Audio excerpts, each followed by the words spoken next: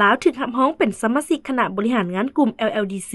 ในกล่องประชุมที่สหประชาชาติวันที่26กันยายน2025ที่นิวยอร์กสหรัฐอเมริกาในระยะกล่องประชุมภาคอภิปรายทั่วไปของสมัชชาใหญ่องค์การสหประชาชาติสมัยที่80ท่านท้องสวรรค์พรหมวิหารรัฐมนตรีกระทรวงการต่างประเทศได้นำพาคณะผู้แทนสาธารณรัฐประชาธิปไตยประชาชนลาวสืบต่อขึ้นไหวอย่างห้าวหันและเป็นขบวนฟุดฟื้น1. สืบต่อการให้การสนับสนุนภายหลังการหลุดพ้นออกจากสถานะประเทศด้อยพัฒนา LDCs ในภาคเช้าของวันที่26กันยายน2025กล่องประชุมประจำปีระดับรัฐมนตรีกระทรวงการต่างประเทศของกลุ่ม LDCs ได้ถูกจัดขึ้นโดยการเป็นประธานร่วมระหว่างองค์การสหประชาชาติและนิปานในฐานะประธานกลุ่ม LDCs ประจำทุกปีกล่องประชุมได้รับเกียรติกล่าวเปิดโดยการนำขององค์การสหประชาชาติเซ็นท่านนางอามิดามูฮัมเหม็ดห้องเลขาธิการใหญ่สหประชาชาติฟาติมาห้องเลขาธิการใหญ่สหประชาชาติผู้ตั้งหน้าขั้นสูงสำหรับประเทศ LDCs LLDCs และ SIDs พร้อมเดียวกันท่านนางแอนนาลินาแบบอกประธานกล่องประชุมสมัชชาใหญ่สหประชาชาติครั้งที่80ก็ได้ให้เกียรติเข้าร่วมในภาคกล่าวเปิดท่านรัฐมนตรีท้องสวรรค์พรหมวิหารได้กล่าวปราศรัยเน้นหนักถึงความจำเป็นของการสนับสนุนอย่างต่อเนื่องจากสากลแก่บรรดาประเทศที่กำลังจะหลุดพ้นออกจากสถานะประเทศด้อยพัฒนา LDCs ท่านรัฐมนตรีเสนอต่อกล่องประชุมว่าการหลุดพ้นออกจาก LDCsแม่นกระบวนการที่ต้องติดตามอย่างใกล้ชิดเพื่อป้องกันบ่ให้กลับคืนสู่สถานภาพเก่าสาธารณรัฐประชาธิปไตยประชาชนลาวที่จะเข้าสู่ระยะข้ามผ่านในปี2026หา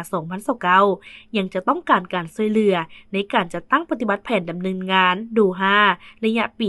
2022หา2031อย่างต่อเนื่อง2. สาธารณรัฐประชาธิปไตยประชาชนลาวได้ถูกรับรองเอาเป็นสมาชิกคณะบริหารกลุ่ม LLDCs และการสนับสนุนแผนดำเนินงานอวสากล่องประชุมประจำปีระดับรัฐมนตรีกระทรวงการต่างประเทศของกลุ่ม LLDCs ครั้งที่23ได้จัดขึ้นในตอนบ่ายของวันเดียวกันซึ่งในกล่องประชุมได้รับรองเอาสาธารณรัฐประชาธิปไตยประชาชนลาวเป็นสมาชิกคณะบริหารกลุ่ม LLDC สำหรับทุกปี2025หา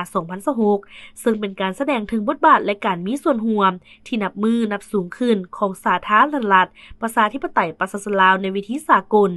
ในโอกาสนี้ท่านรัฐมนตรีได้ตีราคาสูงแผนดำเนินงานอวสานปี2024หา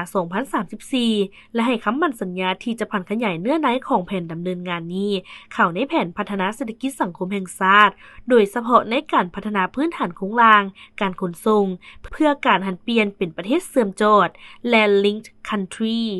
3. พบปะ2ฝ่ายกับนูแวนซีลัง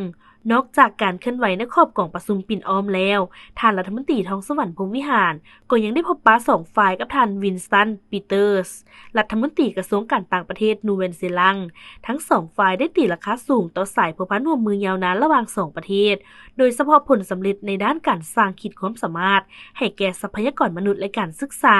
พร้อมทั้งการช่วยเหลือด้านเวียกงานการเก็บกู้ระเบิดซึ่งเป็นเวียกงานที่นูเวนซีลังมีความชำนาญทั้ง2ฝ่ายได้แลกเปลี่ยนทัศนะเกี่ยวกับบางปัญหาระดับภาคพื้นและเจาะจงบางแขนงการที่มีท่าแฮงเพื่อกวมเข้าในการขยายการร่วมมือ2ฝ่ายในต่อหน้า 4. ส่งเสริมบทบาทสาวหนุ่มในเวทีสากลในวันเดียวกันท่านทองลี้ศรีสุริตเลขาคณะบริหารงานศูนย์กลางสาวหนุ่มประชาชนปฏิวัติลาวได้พบปะกับท่านฟิลิปเป้พอลิเอ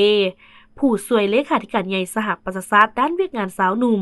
ทั้ง2ฝ่ายได้ปรึกษาหารือการขยายการร่วมมือในการส่งเสริมและพัฒนาสาวหนุ่มลาวโดยเฉพาะในด้านเทคโนโลยีดิจิทัลการรับมือกับการเปลี่ยนแปลงดินฟ้าอากาศและการส่งเสริมผู้ประกอบการหนุ่มในโอกาสนี้ท่านทองลี้ศรีสุริตได้เชิญท่านโพลีเอเยี่ยมยามสาธารณรัฐประชาธิปไตยประชาชนลาวเพื่อจัดกิจกรรมเวทีสนทนาระดับสูงร่วมกับผู้นำสาวหนุ่มเพื่อเสริมสร้างการมีส่วนร่วมอย่างเป็นรูปธรรมในการขับเคลื่อนการพัฒนาแบบยืนยงในต่อหน้า